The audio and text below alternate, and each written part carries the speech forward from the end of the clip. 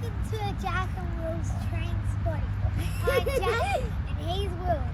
And today we're doing our second video at a wonderful place in Faulconbridge called the Corridor of Oaks. It's called the Corridor of Oaks because there's all these oak trees, and each Prime Minister of Australia has planted one tree when they retire. Either during in office or after they've retired. Or the tree in some cases was planted for them. So I have a feeling this one, let's talk about this one. So this is Harold Holt's tree. He was the Prime Minister from 1966 to 1967. And he went missing because he went missing somehow. He went for a swim and he drowned, and they've never found his body. But no, all these trees here have been planted by famous Prime Minister, by all the Prime Ministers. And so now what are we doing?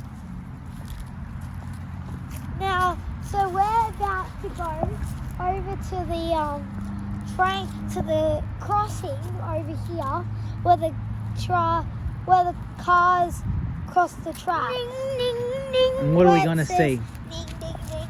We're going to see a V-set. We're going to see a V-set. So we better go for a walk up there because the V-set's about to come through here. Oh, it sounds like there's a train coming through now. Oh, no, maybe I was mistaken. I thought I could hear it. All right, so we'll cut this and we'll see you up at the level crossing. Say bye, Will. Say see you at the level crossing. See you at the level crossing. Here we are now at the level crossing. We're about to see the V-set come through. I can hear the trucks dinging. I can hear the trucks vibrating. I see this train on my near, but when the lights start flashing, that's when it's only about a kilometre away. All right. But you can hear something dinging. Look at the camera. All right, you ready? Yeah. The train is right here. Look, there's the V-set.